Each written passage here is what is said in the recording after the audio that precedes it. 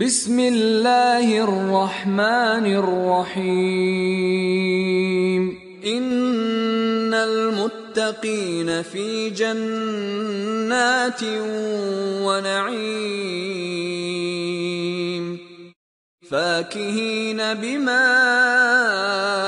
آتاهم ربهم ووقاهم ربهم عذاب الجحيم